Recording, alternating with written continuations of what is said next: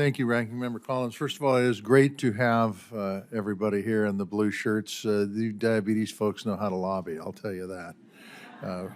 Pretty impressive. Let me tell you a story about me. I came to school in 7th grade, and my best buddy wasn't there, and I wondered why. And he came back to school, and he had been diagnosed with diabetes. I have watched, that was 1969, by the way, and Jimmy Jam in 1969, you know what he paid for a vial of insulin? $2.03.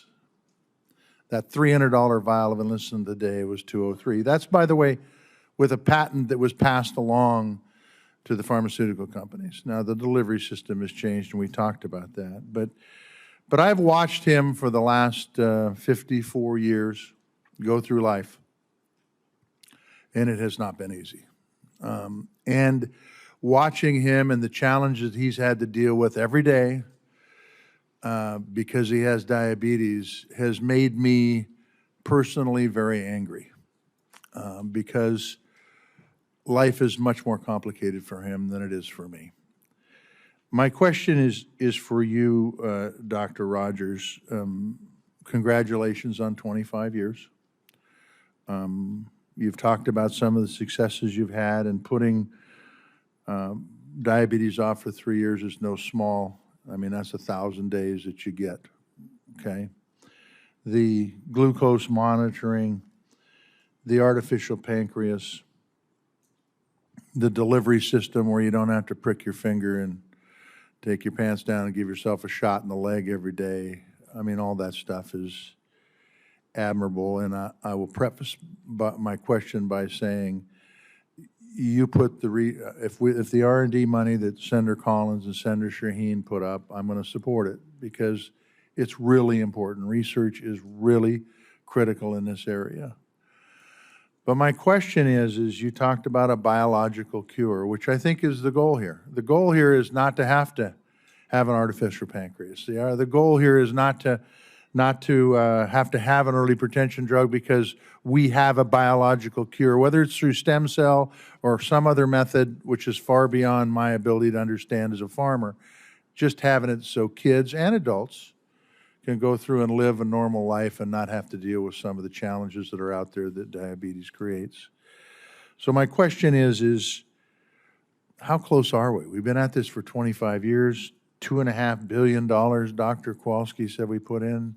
I mean, it's real money. These folks are real people. These are real kids. They're the reason we're in this position. Tell me what we got to do to get a biological cure. Well, thank you for your question, Senator.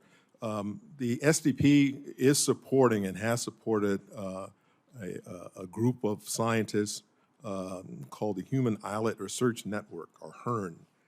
And HERN is trying to very much understand and move towards the goal that you set forward to try to take stem cells, either from the person's skin or some other place, transform it into beta cells producing insulin, and get those cells back into the patient, which would be a true biologic cure. The problem is, of course, that those same cells would be subjected to the immune response which caused the type 1 diabetes in the first place. An alternate way would be to develop these cells and somehow encapsulate it to override the immune effect, and that's being actively studied as well. But at the same time, we have a group of investigators looking at prevention. It may be better to prevent the disease than to actually cure it. And what we know is that individuals that you see here have a genetic predisposition towards diabetes, and for some reason, there is a trigger that turns on their immune system against those cells producing in the pancreas. And if we were able to determine what that trigger is, be it a food, be it a virus or a bacteria, we may be able to prevent that unwanted autoimmune disease. So we have a program called TEDdy, which is really actively studying that, and we hope to report to you the results of these studies. These are kids that we first brought into the study when they were born, and we studied them until they're 15 years of age. And that's about to come to a conclusion. And we have a lot of samples that have been collected. And this is the first instance in which we're going to be using artificial intelligence and machine learning to discern patterns of what it is likely to be the trigger. And it's quite likely to be more than one trigger that's turning that on. So that's sort of another, obviously it's prudent to explore multiple pathways as well. But that's certainly two of the things I can tell you, Senator. Okay. Thank you, Doctor.